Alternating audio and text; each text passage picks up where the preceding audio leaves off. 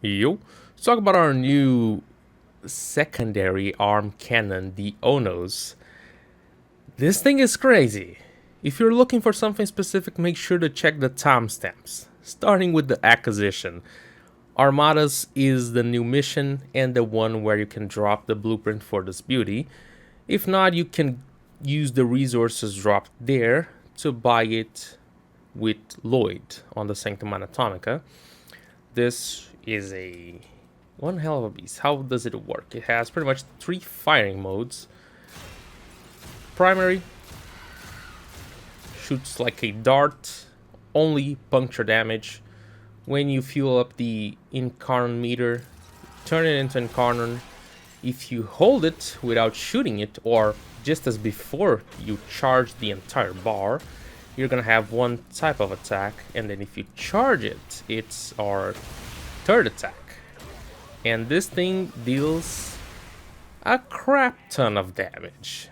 This thing is amazing. Let's get on to the Incarnon Perks. And on to the Incarnon Perks. We have at first the Incarnon mode. Then projectile speed, fire rate, and weapon recoil. Projectile speed is probably only for the primary fire. Fire rate is good. Weapon recoil, you don't even need this. Like, what? I would go fire rate, and I'm just keeping fire rate. Second, we have on kill replenishes 10 ammo. This usually doesn't work for the Incarnate mode, so for the primary you don't really need this. Increase magazine capacity by 10 or reload speed. Reload speed not only is really good for the primary fire, it also speeds up the transformation, the Incarnate transformation. So, again, probably the best one. Then things get interesting on these two lines. We have plus status chance minus critical chance. This will give us quite a good amount of status chance, and I'm almost sure we would be able to armor strip the enemies if we use this, but I haven't tried it yet. But would we be able to keep the critical? I think if we keep this last perk as it is, we would. Okay, so still gotta try this. I haven't tried it yet. Headshots build more Incarnate transmutation charge. It's usually a good idea to take this one because the primary fire, even though it's really good, it's not gonna scale forever. No, it's gonna scale indefinitely. So the Incarnate form is the way to go. I just took this because it seemed like the best option. And then on kill, we get punch through, which synergizes well with a perk of the last tier. But yeah, I would say the choice is usually between these two. For the last line, we have hitting enemies with the Incarnate form increases the critical chance and critical damage of the fully charged blast by 5%, stacks up to 15 times. So, the thing is, this is really, really good. I've gotten up to the red crits at some point, which is really good. Feels really, really, really good to just shoot a massive blast. Feels good. This one on punch through hit increases damage by 10% for 10 seconds, stacking up to 10 times. Synergizes well with this perk, but do you need it? No. You can get a punch through with the fully charged blast. And so you can have 100% extra damage for both your primary and Incarnate modes, which is not bad. But I don't know if you really need like more base damage, but it's just what I think. Sequential Skullbuster, which is the last one, consecutive headshot, 30% headshot damage, stacks up to 4 times. Only works for the primary mode, is so definitely not a pick. I would go either with this one or this one, but I think this one is better, and I'm still really considering, these two. It feels really hard. But yeah, this is what I'm going with for now.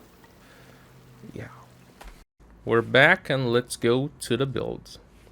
Made a viral build. Has critical, has status, you know, just good enough to work. So I've made this. Really recommend Runa's extension. So, how does it perform? Even without any mods, this thing is already kind of crazy. With mods, it just gets crazier and crazier.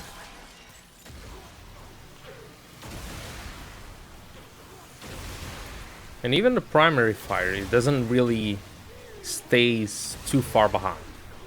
You know.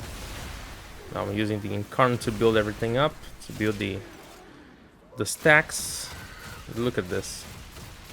Look at the damage. It's just so satisfying. And only puncture damage there. Now puncture and viral. But just look at that. These are not weak targets, you know. Oh my god, look at that. So, Runa's extension. Without Runa's extension, we wouldn't be hitting that. The main charging part of the weapon wouldn't be hitting. But it's just, this weapon is so freaking good. I've wanted something like this in the game for so long, and I'm so happy. Corrosive. I think corrosive works better. And it is just, it's just amazing.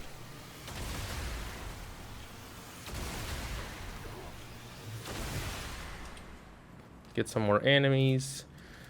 Don't even need to, you know, armor strip them so I can get my stacks or anything like that. Look at the damage now.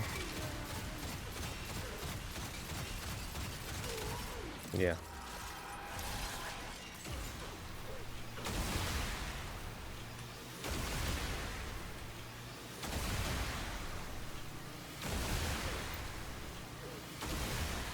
And we're done.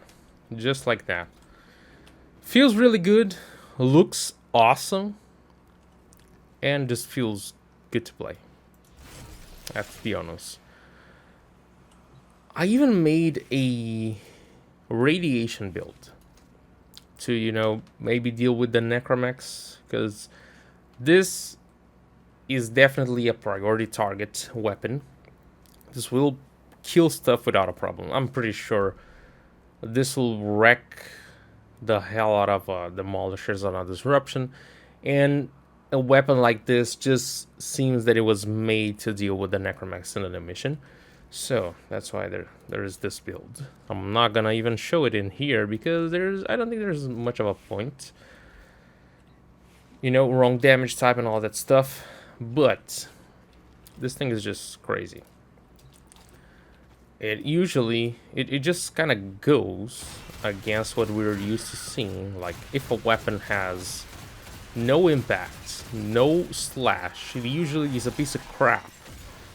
But this thing just exists to show otherwise. Of course, it is a freaking cannon that deals insane amounts of damage.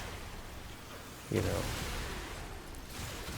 If I were to armor strip stuff, I would definitely hit the millions and millions. I think I've hit like 40 million, a bit below.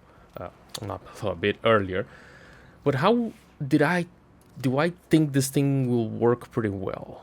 I've got Mesa with the shards and even Nourish here. This is how I think this weapon would perform on its peak. Of course, I don't even remember how much of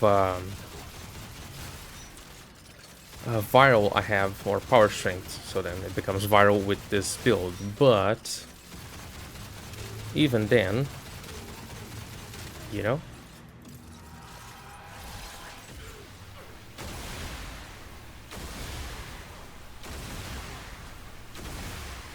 I think that if we had that perk that gives status chance, We could probably armor strip enemies because of the corrosive procs. You know, before we even get to shoot once. But again, there is the viral kind of dissolving. Not even dissolving. How can I say it? Oh my god. That was 2 million easy hits. Diluting the procs, the proc priority and stuff. So look at that, easy 3 million hit.